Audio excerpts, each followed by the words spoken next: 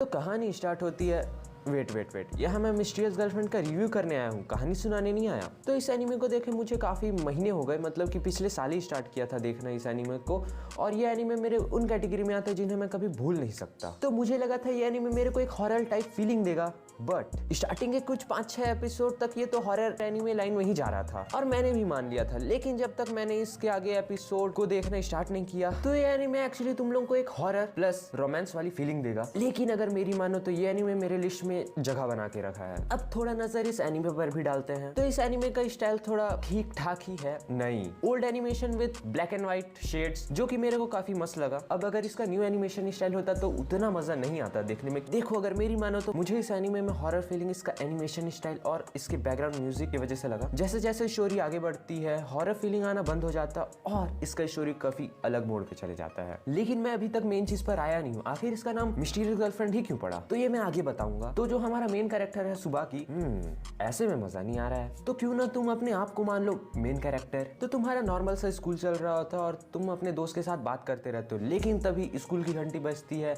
और तुम्हारा class start हो जाता है। और तभी तुम्हारे क्लास टीचर को ख्याल आता है कि नए स्टूडेंट आया तो उसको क्लास में बुला के थोड़ा इंट्रोडक्शन दिलवाया जाए। अब जो नई स्टूडेंट रहती है वो एक लड़की रहती है। स्टार्टिंग में तो तुम्हें कोई फर्क नहीं पड़ता। अब जैसे ही वो लड़की क्लास में आती है सर उसे इंट्रोडक्शन देने को बोलते हैं, बट वो लड़की हाय बोल के चले जाती है, मतलब जाती नहीं है, वहीं खड़ी रहती है। अब जैसे ही वो लड़की क्लास में आती है वो अपना इंट्रोडक्शन कुछ ऐसे देती है, हाय। मालूम है मैं क्लिप यूज नहीं कर सकता, तो क्या हुआ मैं खुद बोल भी सकता हूँ। तो अब सर उसके लिए जगह ढूंढते हैं, अब उसे कहाँ बैठाया जाए। तभी सर की नजर तुम्हारे तरफ पड़ती है क्योंकि तुम्हारे बगल वाली सीट खाली रहती है। और सर बोलते हैं तुम उस चूतिए नहीं तुम उसके बगल में बैठोगी। और हाँ मैं उस लड़की का नाम तो बताना भूल गया, उराबे। अब तुमको ये सबसे कोई फर्क नहीं पड़ता कि वो तुम्हारे बगल में बैठी है, मैं रहता तो माहौल मार देता। लेकिन जब तुम उसकी तरफ नोटिस करते हो तुम ये देखते हो कि वो दिन भर क्लास में सोते रहती है, लेकिन तुमको इससे भी कोई फर्क नहीं पड़ता क्योंकि तुम होते हो सख्त। इतना ज्यादा सख्त होने की भी जरूरत नहीं है क्योंकि तुम्हारी कोई और क्रश है जो कि पहली दूसरी क्लास से है, बट वो अब स्कूल चेंज कर दिया है। स्कूल खत्म हो जाते ही,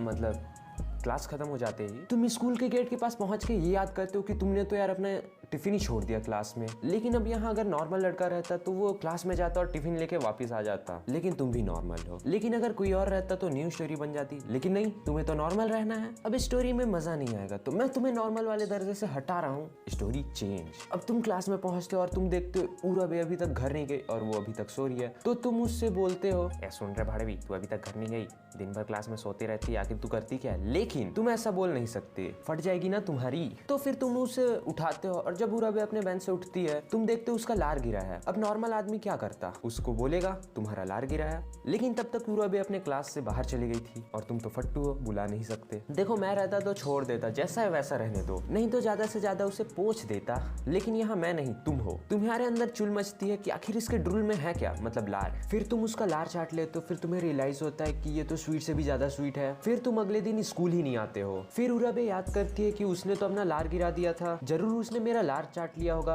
अब चाट, अब जो पूरा स्टोरी है वो तुम्हें लार चाटते हुए दिखेगा। लेकिन मैंने अभी तुम्हें पूरी बात नहीं बताई है क्योंकि इस एनीमे का नाम क्या है, मिस्टीरियस गर्लफ्रेंड। लेकिन अभी तक तुम्हारी कोई गर्लफ्रेंड ही नहीं बनी है। अब अगर तुम्हें जानना है तो पूरी एपिसोड देखनी पड़ेगी और शायद तक इसका एपिसोड 12 है और 13 एक एवीओ है। बट ये एनीमे कुछ लोगों को पसंद आएगी और कुछ लोगों को नहीं। लेकिन अगर तुम लोगों को ये एनीमे पसंद आया तो यार कमेंट में जरूर बताना। लेकिन मेरे को इस एनीमे का बेकार चीज ये लगा कि अभी तक इसका सेकंड सीजन अभी तक नहीं आया। और हाँ, अगर तुम लोगों को इस एनीमे को सब या डब में देखना है, मतलब इंग्लिश डब में, और सब तो इसका मेन है जापानीज, तो उसमें देखना है तो एक बार डिस्क्रिप्शन में जाके चेकआउट कर लेना। और हाँ बाकी अगर कुछ और भी होगा डिस्क्रिप्शन में तो वो भी चेकआउट कर ही लेना यार। और हाँ मैं नेक्स्ट किस एनीमे पर रिव्यू करूँ वो जरूर कमेंट में बता देना। तब तक के लिए बाय बाय, मिलते हैं किसी और नई वीडियो में। और हाँ अगर तुमने यहाँ तक वीडियो देख लिया तो मालूम है ना क्या करना है, सब्सक्राइब करना है क्योंकि नेक्स्ट वीडियो भी तो तुमको देखनी है ना।